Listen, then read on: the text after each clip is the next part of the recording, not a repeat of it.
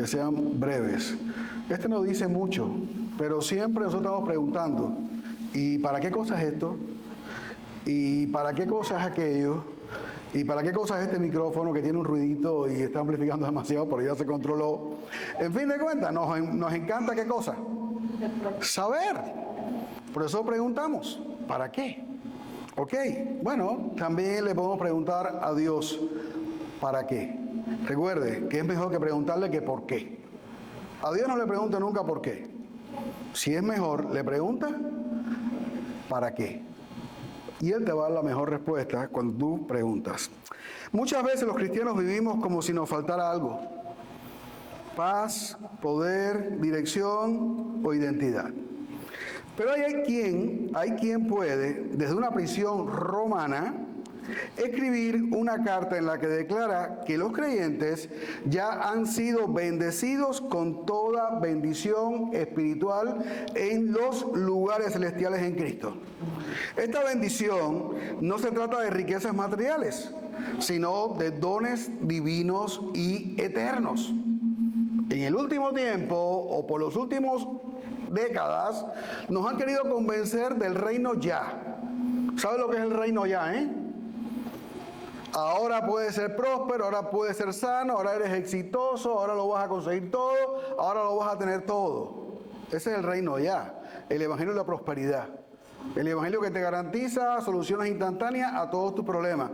Eso no tiene nada que ver con el evangelio, no tiene nada que ver con la Biblia. Eso es un engaño, es una manipulación, eso es mentira y es falsedad. No hay reino ya, ¿ok? Instantáneo. Ahora mismo, aquí, donde vamos a tener todo, no es ahora.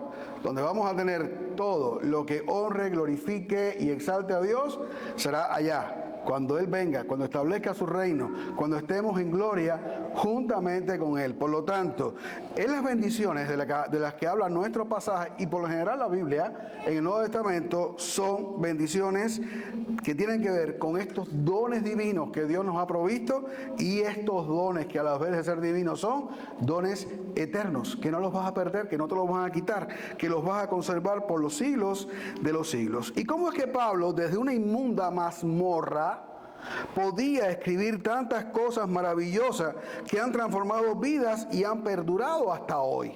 Y nosotros nos caemos en una gota de agua y nos volvemos locos y no producimos nada y no generamos nada y ni siquiera nos acordamos de las bendiciones que Dios nos ha dado en Cristo. ¿Cómo es que Pablo, desde una cárcel, podía escribir tantas cosas maravillosas? Pues muy simple, porque él sabía para qué existía. Pablo sabía para qué existía. Ahora bien, la pregunta es esta: ¿lo sabes tú? Yo supongo que lo sabes ya, porque ya Dios lo ha revelado.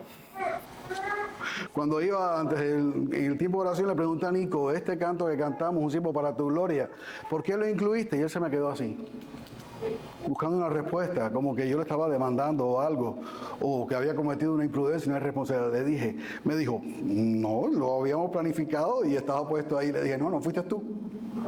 Fue Dios quien lo coordina todo, quien lo arregla todo y quien lo armoniza todo para que todo fluya y dé gloria y honra al Señor. ¿Sabes tú para qué existes? Ya está dicho. Te invito a leer Efesios capítulo 1, versículos del 1 al 23 para saberlo. Efesios 1, del 1 al 23.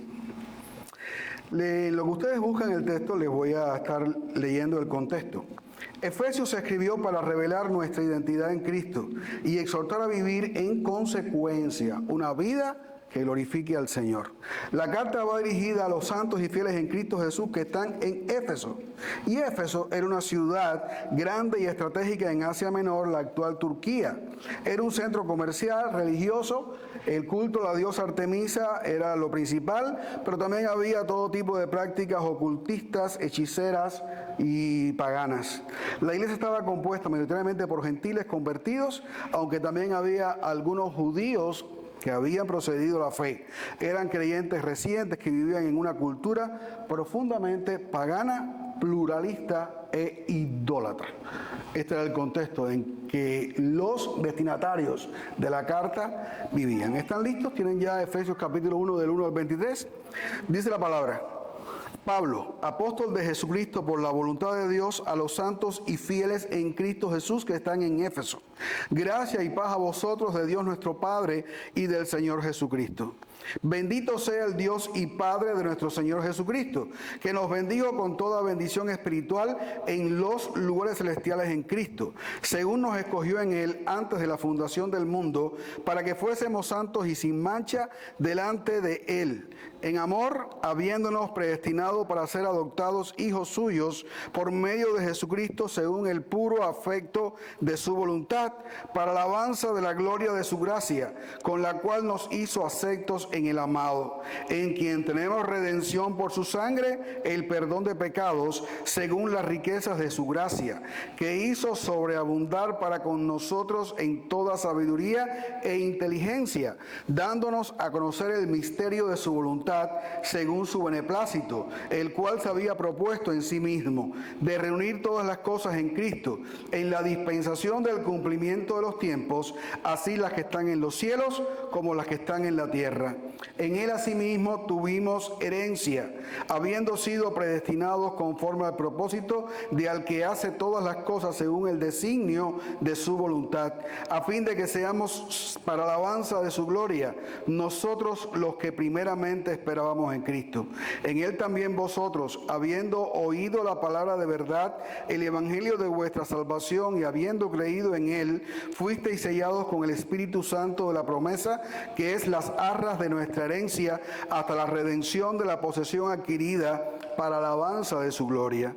Por esta causa también yo, habiendo oído de vuestra fe en el Señor Jesús y de vuestro amor para con todos los santos, no ceso de dar gracias por vosotros, haciendo memoria de vosotros en mis oraciones, para que el Dios de nuestro Señor Jesucristo, el Padre de gloria, os dé espíritu de sabiduría y de revelación en el conocimiento de Él, alumbrando los ojos de vuestro entendimiento, para que sepáis cuál es la esperanza a que Él os ha llamado, y cuál es la riqueza de la gloria de su herencia en los santos, y cuál la supereminente grandeza de su poder para con nosotros los que creemos, según la operación del poder de su fuerza, la cual operó en Cristo, resucitando de los muertos y sentándole a su diestra en los lugares celestiales, sobre todo principado y autoridad y poder y señorío, y sobre todo nombre que se nombra, no solo en este siglo, sino también en el venidero. Y sometió todas las cosas bajo sus pies, y lo dio por cabeza sobre todas las cosas a la iglesia, la cual es su cuerpo, la plenitud de aquel que todo lo llena en todo. Señor, gracias, porque tú eres bueno, porque nos has dado tu palabra, Señor, nos has revelado tu voluntad. Gracias porque la podemos leer, la podemos estudiar y también la podemos anunciar. Que tú me bendigas en esta hora, Señor, que me des la capacidad de comunicarla con gracia y especialmente en tu temor, Señor. Que tu Espíritu haga la obra para que tu pueblo la pueda asimilar, la pueda comprender y sea un alimento poderoso para nutrir sus almas y sus vidas. Que tú nos ayudes ahora, Señor. Te lo pedimos humildemente en el nombre, que es sobre todo nombre, en el nombre de tu Hijo Jesucristo. Amén. No sé si hay problemitas con el micrófono o es con el sistema que tiene problemitas. Ok, desde el viernes nos dimos cuenta y parece que sí, que no vamos a tener todo el tiempo la misma frecuencia. Ok, entonces, ¿sabes tú para qué existes? Bueno, Pablo, que lo sabía, y que no lo sabía porque él lo inventó, sino porque le fue revelado por la palabra del Señor, sabía para qué existía. Y en Efesios 1, del 1 al 23, encontramos la respuesta. En primer lugar, existimos para la alabanza de la gloria de la gracia de Dios que nos ha elegido. ¿Ok? Existimos para la alabanza de la gloria de la gracia de Dios que nos ha elegido. Vemos en la introducción que Pablo está hablando porque él es, ¿qué cosa? Apóstol de Jesucristo, escogido, elegido por Dios para servir como apóstol, como enviado, como siervo de Dios a edificar la iglesia, a plantar la iglesia, a alimentar a la iglesia entre todos los gentiles, partiendo desde Jerusalén al resto del mundo, especialmente todo lo que tiene que ver con toda la cuenca del mar Mediterráneo en aquellos tiempos. Por eso Él está hablando, porque esta es la voluntad de Dios, que Él sea un apóstol. Y dice que está escribiendo a los santos y fieles en Cristo Jesús que están en Éfeso. Le habla de santos porque han sido apartados. Eso es lo que es la iglesia. El pueblo santificado por el Señor.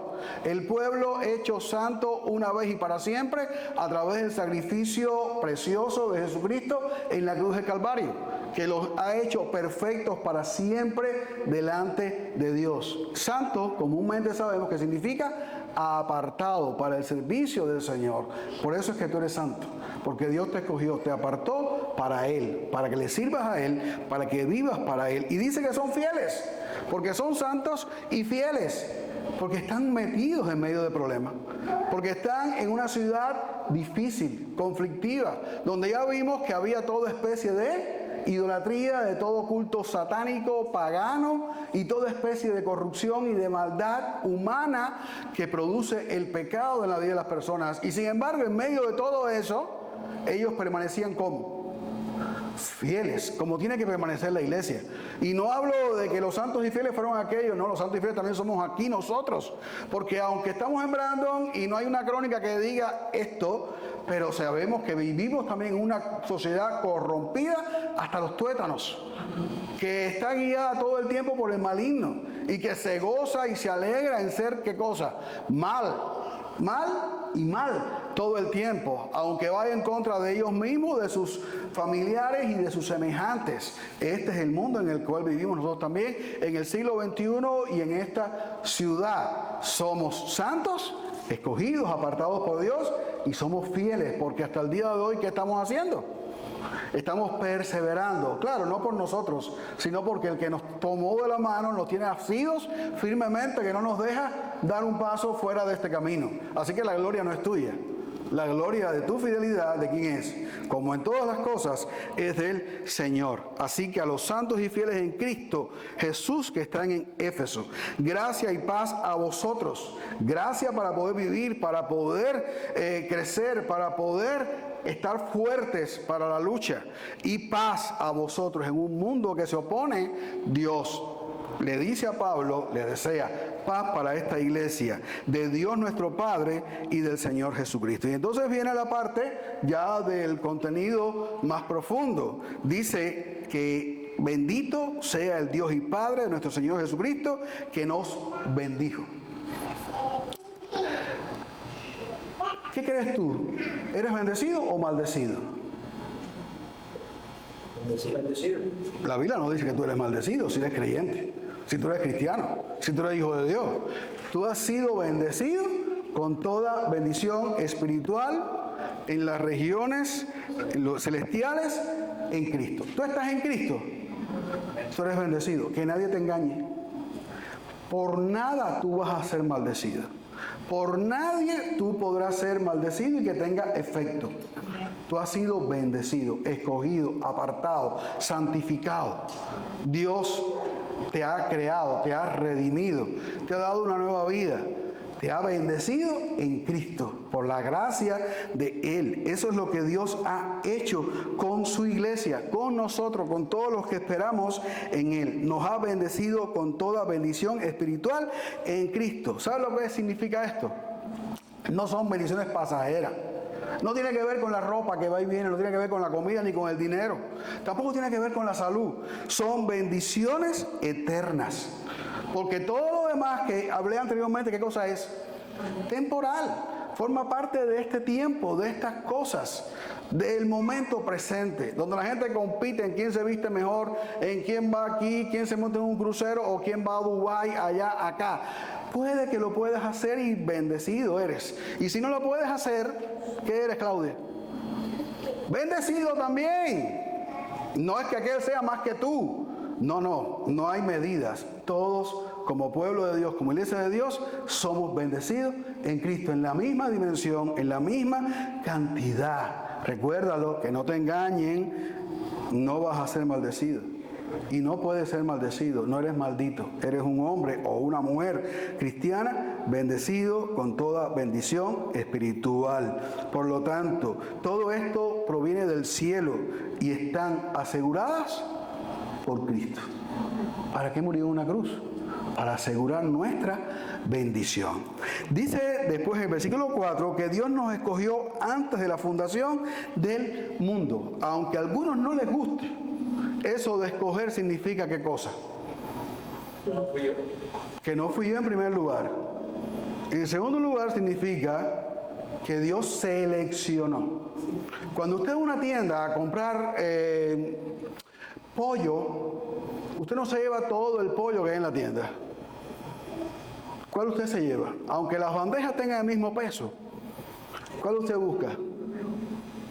Ah, este muslo me gusta más. ¿Entiende? O este steak, ese bonito, ese tomahawk, sí que se dice así. Ok, aunque el otro es igual que este y pesa lo mismo y está hecho en el mismo lugar, a mí me gusta más este porque el colorcito es diferente, o porque lo veo más gordito, o porque le veo que el hueso está más chiquitico. En fin de cuentas, todo el tiempo nos pasamos escogiendo. Aquí la Biblia dice que Dios nos escogió, que Dios nos eligió en Él, en Cristo, antes de la fundación del mundo. La elección significa que por gracia soberana Dios determinó salvarnos. ¿Y por qué lo hizo? No por nuestras obras. Ya lo vimos el otro día. No somos salvos por nuestra obra. Somos salvos por obra, pero no por la tuya, sino por la obra de Cristo en la cruz del Calvario. ¿Ok? Esa es la obra que te salva. Las tuyas no sirven para nada. No tienen valor ninguno delante de Dios. Todas son vanas, falsas. Si por salvación, por obra fuera, nadie sería salvo. Pero gracias a Dios vino a Cristo a hacer la obra que nosotros no podemos hacer, la que realmente impresionó a Dios, la que agradó a Dios y la que produjo salvación eterna para todos los que creen. Así que no es por obras, no es por nuestras obras, sino por su amor y su propósito que había determinado desde el principio. Dice también que nos predestinó para ser adoptados como hijos suyos en el versículo 5. La adopción en el mundo romano implicaba ¿qué cosa?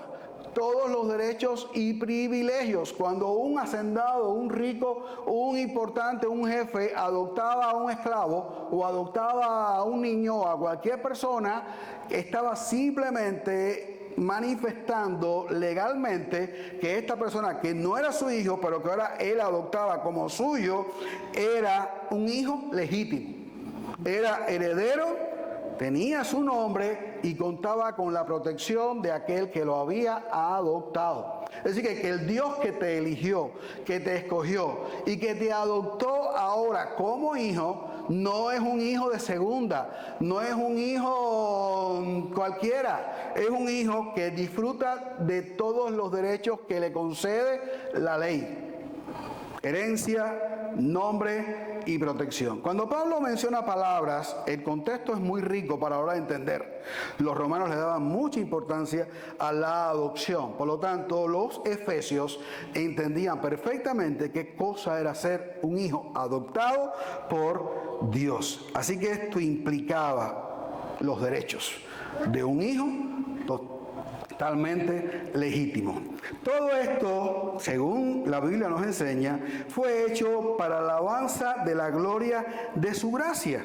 Es decir, todo esto que Dios hizo, todo esto que Dios preparó, todo esto que Dios en el tiempo obró para que tú llegaras a conocerle, para que tú llegaras a un encuentro con Él. Todo eso no fue ni nada más y nada menos. Esa elección, esa adopción, ¿para qué? Según el versículo 6 dice, para la alabanza de la gloria de su gracia. Para la alabanza de la gloria de su gracia. Una vez me tocó en cierto lugar exponer el tema acerca de la creación y cómo se relacionaba la creación con la gloria de Dios. Yo tuve que decir las cosas como había que decirlas, pero no me dejaron decirlas. Ya se acabó el tiempo, no me dieron lugar para que yo dijera las cosas tal y como son. ¿Por qué Dios creó el universo? Para su gloria. ¿Por qué te creó a ti? Para su gloria. ¿Por qué estableció la iglesia? Para que rinda gloria a su nombre. ¿Y por qué lo hizo así? Porque Él lo quiso hacer así para su gloria. Dios no busca otra cosa que no sea su propia gloria y darte a conocer a ti su gloria. Por eso los cielos cuentan la gloria de Dios y el firmamento anuncia la obra de sus manos, desde lo más pequeño, lo más simple, lo imperceptible hasta lo más grande. Todo revela la gloria, la magnificencia y el poder de Dios. Como dijo alguien, toda la creación alaba al Señor. Toda la creación da gloria al Señor. Y el único que no lo hace es el hombre. Entonces Dios tuvo que forzar las cosas. Y tuvo que meter la mano y escoger a alguien para que lo hiciera. Y por eso estamos nosotros hoy aquí. Porque no solamente quiere Dios la gloria de los pájaros. O Dios quiere la gloria de las ballenas que cantan cuando salen al agua a coger aire. Ni los delfines que hacen, no sé qué cosa, cómo hacen los delfines. Dios quiere la gloria tuya. Que tú lo expreses, que tú lo declares, que tú lo cantes, que tú lo muestres con tus obras, con tus acciones, con tus pensamientos, con tus palabras, con tu corazón, con tu vida, con tu familia, con tu iglesia. Dios quiere que tú le des en todo la gloria, que Él solamente es digno y que solamente merece. Nadie más merece gloria, solamente Dios. Por lo tanto, tu valor no está en tu desempeño, sino en el hecho de que tú fuiste amado. Tú fuiste amado y fuiste amado de una manera especial, escogido y adoptado por Dios. Entonces vive con seguridad y gratitud y vive para la alabanza de la gloria, de la gracia del Padre. Para eso tienes que vivir. ¿Para qué? Tienes que existir. Para la alabanza de la gloria, de la gracia de Dios. En segundo lugar, existimos para la alabanza de la gloria de Dios que nos ha redimido. Cuando un cubano sale de Cuba y llega a cualquier otro país, ¿qué experimenta? Libertad. Vayan al grano, por favor, no se pierdan en la rama. Libertad. Lo mismo pasa con Abimael, que está riendo allí, y su gente. Cuando salen de allá y vienen acá, lo que uno experimenta es libertad. Ok, eso es redención. En Cuba, Carlos Manuel de Céspedes, el 10 de octubre del año 1868, le dio la libertad a los esclavos. Acá Abraham Lincoln también le dio la redención a los esclavos. Le dio la libertad. Usted ha sido redimido. Dice el versículo 7, en quien tenemos, conectando con el otro. Por cierto, les digo una cosa, tal vez esta sea la oración más larga de toda la Escritura. Desde el versículo 3 hasta el 14 es una sola oración. Aunque la tengamos aquí en nuestra versión Reina Valera o de las Américas cortada con punticos y aparte, esto en el griego es solamente una oración. Por eso a veces se hace difícil de entender. Pero es una sola oración y tenemos que entenderlo. Porque la Biblia está escrita para que la entendamos, no para que no la entendamos. Entonces, dice que tenemos redención por su sangre. ¿La sangre de quién? De aquel a través del cual Dios nos hizo aceptos en el amado. Redención es un término legal. Éramos esclavos del pecado, pero Cristo pagó el precio para darnos libertad, para libertarnos. Esto es para arrancarnos, para extraernos de la cárcel, de la prisión, de la esclavitud y traernos a un reino de libertad, a una vida en libertad, a un lugar de libertad. ¿Y cómo lo pagó? ¿Con qué lo pagó? La Biblia dice que lo pagó con su sangre, que fuimos comprados por precio. ¿Y el precio cuál fue? La sangre de Jesucristo. Y esto no tiene nada más y nada menos que ver con cómo se redimía un esclavo en el Antiguo Testamento. Alguien venía, quería comprar un esclavo o quería libertar a un esclavo, tenía que comprarlo al dueño. Y este era el asunto de la redención, de cómo redimirlo. Y en Levítico usted va a encontrar enseñanza acerca de esta transacción, donde una persona podía venir a la libertad, ya sea que alguien lo pagara o ya sea que él mismo pudiera pagar su libertad. En aquel tiempo había muchísimos esclavos. Así que este es un término legal porque era esclavo del pecado, pero Cristo pagó el precio para liberarnos. Y ese precio, como bien dijimos ya, fue la sangre de Cristo. Junto con la redención y como consecuencia de ella, ¿qué recibimos? El perdón de pecados. ¿Y por qué tenemos que ser perdonados? Porque hemos transgredido, ¿qué cosa? La ley de Dios. Hemos traspasado los límites que Dios estableció para vivir una vida en santidad y no fuimos más allá. Y cuando uno traspasa los límites de Dios, ¿en qué cae? En condenación, cae en pecado, cae en juicio delante de Dios. Por lo tanto, no solamente recibimos redención, no fue una redención para después caerte atrás con un palo y acabarte la vida.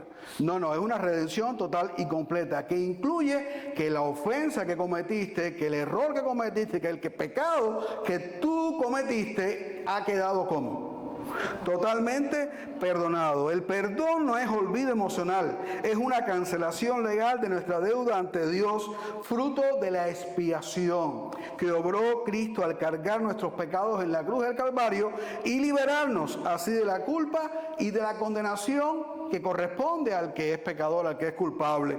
Y esto lo hizo, como dice Hebreos capítulo 8 o 9, una vez y para siempre, porque con una sola ofrenda hizo perfectos para siempre a los santificados. ¿Qué dice la Biblia que hace Dios con nuestros pecados? Los sepulta en lo profundo de la mar y nunca más se acuerda de ellos. Y ahorita cantamos que amor, que decide nuestros pecados olvidar. Ese es el amor de Dios. El único que lo puede hacer es Dios. Tú no olvidas ningún pecado. Tú dices a tu marido, te perdono, pero no te voy a olvidar lo que me hiciste. Y el marido le dice lo mismo a la mujer, aunque los hombres son menos dados a eso. ¿Entiendes? Yo te perdono, pero lo voy a olvidar, amor. Pero eso es mentira, lo guardó en un lugar escrito por ahí. Somos los seres humanos incapaces de dar una redención total y completa. Somos los seres humanos incapaces de dar un perdón completo. Pues teníamos que hacerlo. Y hacerlo como Cristo lo hizo. Y hacerlo como Dios lo hace. ¿Perdonar qué cosa es? Olvidar. Eso es perdonar. ¿Comprenden? Tenemos que hacerlo en la capacidad de perdonar. Aun cuando no te pidan perdón, perdona. Recuerda que el que no perdona no le hace daño a otro. Se lo hace a sí mismo. Se amarga su propia vida, su existencia y anda cargando un saco que lo podía haber dejado hace mucho tiempo en un rincón tirado. Así que perdone, por favor. Si alguien lo ha ofendido, si alguien lo ha dañado, si alguien lo ha herido, perdone una vez y por todas. Sea como Cristo, sea como Dios. Métalo en lo profundo de la mar y déjelo ahí. Y si un día alguien viene de los que lo ofendió y le pidió perdón, usted le dice simplemente, ya está perdonado. No hay problema ninguno. Y si usted es capaz de ir a la persona y decirle, no hay problema, te perdono, aquí estoy, ¿en qué te puedo servir? Esa es la actitud del cristiano. Estamos llamados ¿para qué? Para perdonar, porque el que no perdona no puede ser perdonado. Y lo más lindo del caso es que ya tú fuiste perdonado. ¿Para qué?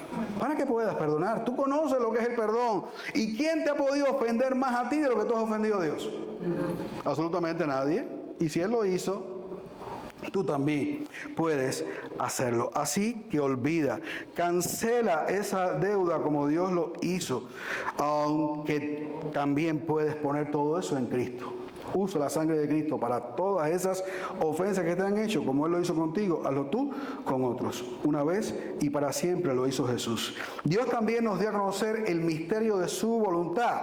Dice el 9, dándonos a conocer el misterio de su voluntad según su beneplácito, el cual se había propuesto en sí mismo. Y el 10 dice, de reunir todas las cosas en Cristo en la dispensación del cumplimiento de los tiempos, así las que están en los cielos como las que están en la tierra. Reunir todas las cosas en Cristo. En el versículo 10, Pablo explica que este misterio será ejecutado en la dispensación del cumplimiento de los tiempos. ¿Qué cosa es una dispensación? Muy simple. Un momento, un tiempo, un día, una hora.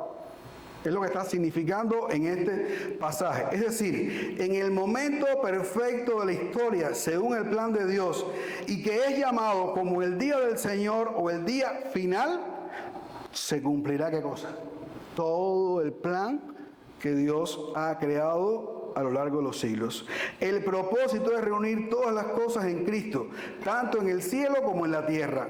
Esta frase implica que Cristo es la cabeza del universo entero y que Dios restaurará el orden y la armonía de toda la creación bajo la autoridad de Cristo. ¿Cómo empezó la creación? ¿Se acuerdan? Génesis capítulo 1. Después vemos en el 2. Hombre, mujer, creación y Dios que vivían ¿cómo? En armonía, en orden. Entró el pecado y ¿qué pasó?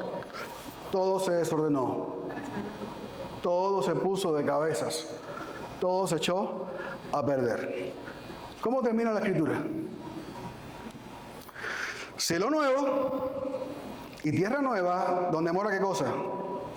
La justicia, el orden, la armonía, la paz. ¿Qué tenemos en el medio? La cruz. En el medio está la cruz. ¿Qué está haciendo Dios? Trayendo todas las cosas a un fin. Ya Cristo vino, murió y ahora Dios está trayendo todas las cosas a un fin. ¿Cuál será el fin? Establecer la autoridad de Cristo en todo el universo, en toda la creación. Por lo tanto, la Biblia nos habla de creación a nueva creación. Y en el medio está puesta la cruz, el lugar donde Dios resolvió el problema del pecado, del hombre. Y los que van a la cruz y resuelven sus problemas allí, van a estar ¿dónde? En la nueva creación. Y el que no vaya a la cruz y desprecie la cruz de Cristo y la sangre de Cristo y menosprecia a Cristo, su amor, su muerte, su sufrimiento, su dolor, no tendrá lugar en la nueva creación. ¿A dónde va a ir? A la condenación eterna en el infierno. Porque él no quiso amar, porque no quiso someterse, porque no quiso reconocer la obra que Cristo realizó para salvar al pecador. Así que Dios restaurará el orden y la armonía de toda la creación bajo su autoridad. Y este es el clima del plan redentor. Todo gira en torno a la supremacía de Cristo. Y ahorita leyeron un texto. Haya pues en vosotros este sentir que hubo también en Cristo Jesús, que termina diciendo, ¿qué cosa? Que al final toda rodilla se doblará y toda lengua confesará que Jesucristo es el Señor para gloria de Dios Padre. Ese día todo el mundo va a confesar que Jesús es el Señor. En versículo 11 dice después que hemos recibido una herencia. En Él asimismo tuvimos herencia, habiendo sido predestinados conforme al propósito del que hace todas las cosas según el designio de su voluntad, a fin de que seamos para la alabanza de su gloria, nosotros los que primeramente esperábamos en Cristo. Esto implica que somos coherederos con Cristo de toda la gloria futura. Decía Pablo en Romanos capítulo 8 que la creación anhela la manifestación gloriosa de los hijos de Dios. Y él decía que estamos desesperados. ¿Por qué cosa? Por esa gloria que será manifestada, que es mejor que cualquier cosa que el mundo te pueda ofrecer. ¿Ok? ¿Estamos conscientes de eso? Que lo que viene es mucho mejor que todo lo que se ha vivido. Sería bueno que tuviéramos eso bien presente, para que no lo cambiemos, para que no ahorremos en el camino, para que no fallemos a la hora de escoger lo que deseamos realmente y que no sea lo que yo, sino que sea lo que Dios quiere, como también Cristo lo hizo. Así que todo esto es para que seamos para la alabanza de su gloria. Y Pablo aclara quiénes. Nosotros los que primeramente esperábamos en Cristo. Y esto también causa que alguien patine en el texto. Los que primeramente esperaban en Cristo, claro que son los judíos. Son los que primero que esperaban. Los gentiles no esperaban en Cristo. No tenían la palabra, no tenían la promesa, no tenían el pacto, no tenían las profecías, no tenían los gentiles nada de esto, eran los judíos. Por eso Pablo dice, nosotros los que primeramente esperábamos en Cristo. Pero después dice, en Él también vosotros. Lo vamos a ver después, pero la idea es que no hay diferencia entre nosotros y ustedes. Nosotros, porque estábamos esperando, hemos sido bendecidos, hemos sido escogidos y tenemos una herencia, pero ustedes también tienen la herencia, aunque no lo estaban esperando, porque el Dios de toda gracia también a ustedes los ha elegido y los ha escogido. Así que es decir, los judíos que esperaban al Mesías, esos son los que somos los nosotros que Pablo está diciendo. Es aquellos que reconocieron y creyeron en Cristo como el Mesías prometido. Y así puntualiza que el propósito de nuestra salvación no está centrado en el hombre, sino en exaltar a Dios. ¿Te pasó algo bueno? Exalta a Dios. ¿Te pasó algo que a tus ojos es malo? Exalta a Dios, glorifica a Dios. Jehová dio, Jehová quitó. Sea el nombre de Jehová bendito. No te dejes desviar. Tú existes solamente para una cosa: para exaltar, para glorificar, para dar honra, honor y alabanza al nombre de Dios, en lo bueno y en lo malo. ¿Cómo es posible que Pablo y Silas a las 12 de la noche en una prisión, en Filipo o donde quiera que estuvieran, en el cepo, tomados de pies, atrapados y también de cuello, pudieran tener aire para cantar alabanzas al Señor? ¿Cómo era posible? Yo no sé cómo era posible, pero lo estaban haciendo, estaban cantando alabanzas al Señor. ¿Ok? ¡Qué bendición! En todo, en lo bueno y en lo malo, siempre alabar y glorificar el nombre de Dios. No vivas como si fueras pobre espiritualmente. ¿Sabes por qué? Porque aunque seas pobre materialmente, Cristo ya te redimió, te perdonó y te hizo heredero. Tú eres coheredero juntamente con Cristo de todo el universo, de toda la creación y de todo lo que Dios ha preparado. Camina como alguien que ha sido comprado con sangre y para la alabanza de su gloria. El otro día me hacía Ani un chiste en casa de Abimael. ¿Entiendes? Es un buen chiste bíblico cristiano. ¿De qué color son las casas que Cristo fue a preparar para nosotros, que dice Juan 14? ¿Viste que nadie se lo sabe, ni tienes que decirlo más? Son moradas. Jesús lo dijo: voy pues a preparar moradas para vosotros, para que donde yo esté, vosotros también estéis. Cristo fue a preparar moradas. Tú vas a ser dueño de todo eso. Cielo nuevo y tierra nueva, que no perece. No procures ser dueño de esta basura, que dice Pedro que será deshecho. En un abrir y cerrar de ojos, todo va a ser destruido. No siembres aquí, siembra allá. No mires hacia abajo, busca las cosas de arriba.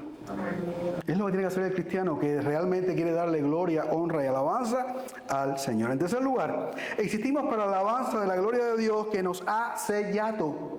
Dice el versículo 13: en Él también vosotros, habiendo oído la palabra de verdad, el evangelio de vuestra salvación, y habiendo creído en Él, fuisteis sellados con el Espíritu Santo de la promesa, que es las arras de nuestra herencia hasta la redención de la posesión adquirida para la alabanza de su gloria. Y este pasaje habla mucho de gracia, habla mucho de gloria, habla mucho de alabanza, habla mucho de redención. En fin de cuentas, al oír y creer el evangelio, fuimos sellados con el Espíritu Santo. ¿Tú sabes lo que es? Que en ti, miserable pecador, Dios haya decidido morar. Tú eres morada de Dios. Tú eres el cuerpo donde habita el Espíritu de Dios. Dios ha decidido venir a ti. Fíjate si la obra que Cristo hizo en la cruz tiene tanto valor y tanta trascendencia, que nosotros, que somos pecadores, Dios ha decidido morar dentro de nosotros. Somos la casa del Espíritu Santo. Él mora en nosotros. No te hace falta un segundo bautismo. No te hace falta hablar en lengua. No te hace falta que nadie te tumbe. Ya mora en ti el Espíritu Santo. Tú has sido bautizado ya el día que creíste con el Espíritu Santo. No busques ningún otro cuento, ni treta, ni mentira, ni engaño. Tenemos al Espíritu Santo y la Biblia dice que Dios nos da su Espíritu por medida. Todo tuyo, todo es para ti. Él vive plenamente en ti, mora plenamente en ti. Simplemente no peques.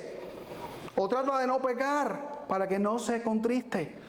Pero irse no se va a ir porque tú eres de Él y estás sellado por los siglos de los siglos hasta la redención de la posesión adquirida. En el mundo antiguo un sello significaba propiedad, autenticidad y seguridad. Dios nos marcó como suyo. ¿Sabes por qué la tumba de Cristo no se puede decir que se robaron el cuerpo? Porque fue sellada. por el sello del emperador o de Poncio Pilato, del que fuera. Tenía un sello y además tenía una guardia que garantizaba que nadie pudiera tocar ese sello. Así que la resurrección de Jesucristo, por solamente ese pequeño detalle, está más que evidentemente respaldada. ¿Ok? Porque nadie podía abrirlo. Nadie de afuera podría abrirlo. Para que se abriera tenía que venir ¿de dónde? De adentro. Y por eso es que de adentro el poder de Dios tumbó la piedra, porque el Cristo había resucitado, se había levantado de la muerte. Dios nos marcó como suyos con el Espíritu Santo. El Espíritu es la arra de nuestra herencia. Arras es primer pago. Es decir, un depósito inicial que garantiza que la herencia completa será nuestra. Que todo lo que es de Cristo también va a ser ¿de quién? Será totalmente nuestro. Así como un anticipo legal confirma una compra, el Espíritu confirma nuestra redención total. Si ya tú tienes el Espíritu, espera todo lo demás que va a llegarte. No dudes, no cambies, no cedas, no te apartes, mantente firme. Todo va a llegar. Dios es fiel para cumplirlo. Y si te apartas también va a llegar, porque Dios te va a dar una clase de castigo. Dios te va a dar una clase de disciplina. Vas a sentir palos por todos los lados. Y al final de cuentas, ¿tú dónde vas a caer, no? A sus pies. Porque lo que es de Dios nadie se lo quita. Porque lo que Él tomó para sí, nadie se lo lleva. Mis ovejas oyen mi voz. Y aquí están, y nadie las puede arrebatar. Si tú te piensas que te pones a hacerte gracioso y perderte por ahí y pensar que estás lejos, no, tú no estás lejos. El dueño, el pastor está cerca. Y en el momento menos pensado, con la vara, te va a disciplinar y te va a traer de vuelta. No juegues con Dios, porque Dios es fiel. Te ama como nadie nunca te ha amado. Pero una muestra de su amor, ¿cuál es? Una vez más lo repito, que te disciplina, te corrige. Porque Dios castiga, disciplina y corrige a todo aquel que toma por hijo. Y Él lo dice, tú eres adoptado. Y como eres adoptado, ¿qué cosa eres? Eres hijo. Y no fuiste engendrado de carne, ni de sangre, ni de voluntad de varón, sino ¿de quién? De Dios. Dios te engendró a ti en Cristo. Por eso eres hijo de Dios. Una vez más, ¿para qué cosa es todo esto? Dice al final del 14, para alabanza de su gloria. ¿Te has pensado? ¿Te habías dado cuenta todo lo que Dios ha hecho para que tú cumplas un solo propósito? ¿Cuál es? Darle alabanza. No tienes que pagarte a Dios para que le sirvas. No tienes que pagarte a Dios para que le cantes. No tiene Dios que hacer más nada que lo que ha hecho para que tú te rindas por completo a Él. Él lo hizo todo. Tú nada más tienes que vivir para darle gloria y alabanza. El Espíritu no es solo un auxilio espiritual, es la presencia viva de Dios que te garantiza que le perteneces a Él y tu herencia es segura. Es la marca de Dios en ti que te guía a vivir para la alabanza de su gloria. Y ahora, bien, ¿somos conscientes de todo esto? ¿Éramos conscientes de todo esto? Lo más probable es que al salir de aquí se nos olvidó la mitad de todo esto y mañana no nos acordamos absolutamente de nada. Yo lo único que quiero es que te acuerdes simplemente que existes para darle gloria, alabanza y adoración al Señor. Y por eso es que Pablo, sabiendo que no lo habían entendido, que no se habían acordado, que no lo habían profundizado, es que viene la última parte de este capítulo. Puede que no, y por eso en último lugar vemos la oración de Pablo por la iglesia. La oración de Pablo es lo que tenemos que saber, de eso trata. Dice el versículo 15 al 23. No lo voy a leer porque el tiempo es corto, ya lo leí ahorita. Pero Pablo está orando por sabiduría y revelación espiritual para que los creyentes entiendan lo que ya tienen en Cristo. Dice el 17, para que el Dios de nuestro Señor Jesucristo, el Padre de gloria, os dé espíritu de sabiduría y de revelación en el conocimiento de Él. Si algo tiene que orar la iglesia no es por salud. Si algo tiene que orar la iglesia no es por comida. ni es por ropa, ni es por casa, es porque Dios me haga capaz de entender, porque Dios me haga capaz de discernir en mi mente su palabra, su voluntad, su plan, su propósito para mi vida. Por eso tenemos que orar por sabiduría, como dice Santiago, pero aquí también lo dice Pablo, sabiduría y espíritu de revelación en el conocimiento de Dios. Por lo tanto, los creyentes entiendan qué es lo que tienen, para que los creyentes comprendan, disciernan, logren abarcar por completo lo que Dios ha hecho. En primer lugar, la esperanza de su llamamiento. Espíritu de sabiduría y revelación para que entiendan la esperanza de su llamamiento, es decir, la certeza de la salvación. Dios te salvó y esto no va a cambiar, es permanente. Lo segundo, las riquezas de su herencia, no solo lo que recibiremos, sino lo que somos para Dios. Somos santos, pueblo escogido, adquirido por Dios, real sacerdocio. ¿Para qué? Para que anunciéis su gloria, sus virtudes a todas las naciones y en todo el universo. Y en tercer lugar aquí, el poder que actúa en nosotros, el mismo poder que resucitó a Cristo. ¿A disposición de quién está? De nosotros también. Por eso es que nadie te va a vencer. Por eso es que nadie te va a poder apartar. Por eso es que nadie te va a poder llevar al infierno. Porque el poder que Dios ha puesto a tu disposición te preserva, te guarda, te mantiene. Vuelvo y repito, te puedes ir, puedes resbalar, puedes apartarte un ratico, pero el Dios que te llamó y te escogió va a cumplir su propósito y te va a traer de vuelta, quieras tú o no quieras. Ese poder ha exaltado a Cristo, sobre todo principado y potestad, lo cual era clave para los efesios que vivían con temor a la brujería, a la hechicería, a los espíritus oscuros, igual que los cubanos, No sé en Venezuela, en otros lugares, pero en Cuba, en cada esquina hay un coco con una cinta roja, una gallina. Yo no sé qué usarán hoy. Estarán usando tiñosa para los sacrificios que le hacen a los ídolos.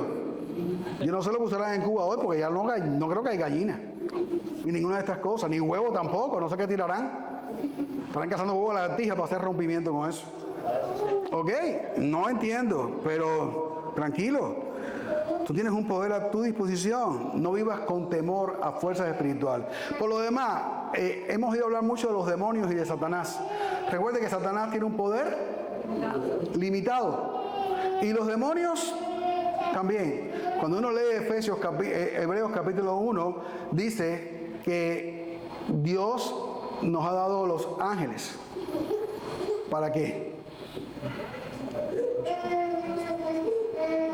Para que sirvan a los herederos de la salvación.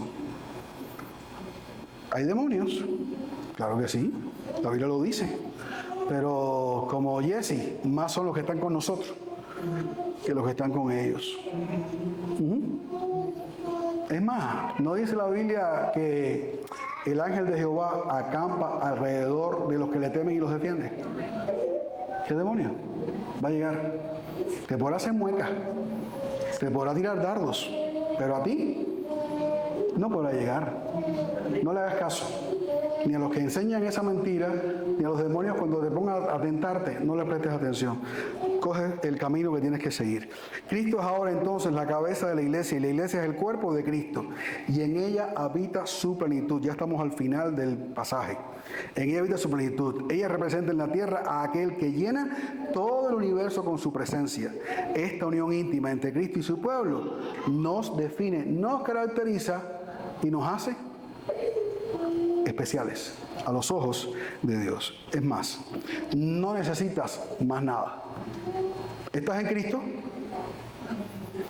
¿Eres de esos que dice el versículo 3 del capítulo 1, bendecidos con toda bendición espiritual en los lugares celestiales en Cristo Jesús? ¿Eres tú uno de esos? ¿Cuántos aquí son de esos? A ver, levante la mano, no se queden las manos abajo. Así ayuda a la circulación. ¿Entiendes? Si eres uno de esos, pues simplemente, ¿qué tienes que hacer? No te hace falta más nada. Solo ver y creer lo que ya tienes en Cristo.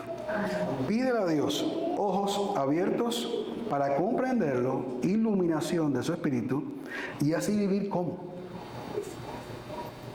para la alabanza y la gloria de Dios.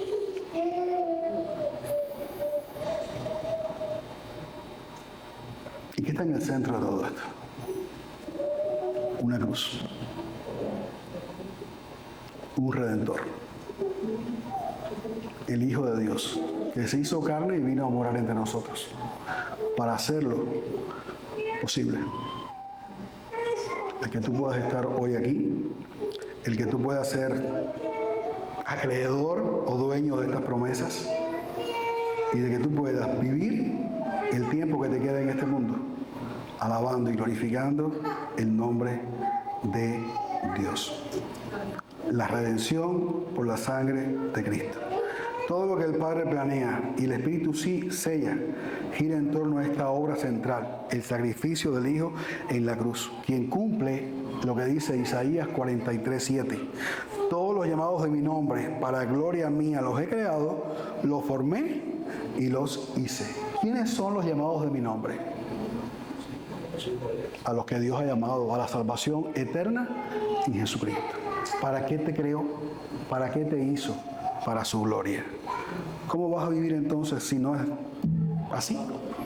Alabándole y glorificándole a Él. Amado hermano, Dios no solo te ha salvado, te ha bendecido, te ha unido a su Hijo, te ha redimido con su sangre, te ha sellado con su Espíritu y te ha hecho partícipe de su herencia. Y todo eso, elección, redención, herencia y sello, es para que tú alabes a Dios. Si estás en Cristo, pues ya sabes para qué vivir. La pregunta del principio es, ¿para qué? Ya sabes para qué vivir. Para la alabanza de la gloria de Dios que te salvó. Y si aún no estás en Cristo, y es posible que aquí haya alguien que no esté en Cristo hoy, y es posible que alguien de los que oiga o vea esto después tampoco todavía esté en Cristo, hoy es el día. No esperes al día del Señor, ya es tarde. Hoy es el día de salvación. Hoy es el día para arrepentirse y creer en aquel que murió en la cruz por nuestros pecados. Por lo tanto, como hoy es el día, arrepiéntete de tus pecados y cree en Jesucristo, que manifestó la gloria de Dios. Para eso vino, muriendo en una cruz por nuestros pecados y resucitando al tercer día. Y fue tan glorioso el sacrificio que Dios lo aceptó. Y dio testimonio de que su Hijo le había agradado. Y le dio un nombre que es sobre todo nombre. Para que en el nombre de Él, una vez más repetimos, se doble toda rodilla de los que están en el cielo, en la tierra y debajo de la tierra. Y toda lengua confiese que Jesucristo es el Señor, para gloria de Dios Padre. La redención es real. La herencia, ¿cómo es? Es segura. ¿Y la gloria de quién es? Dásela.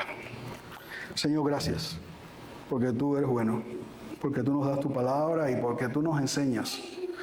Cuando estamos divagando, cuando estamos perdidos, cuando no sabemos por qué estamos acá o no sabemos lo que estamos haciendo, nos recuerda que existimos para tu gloria.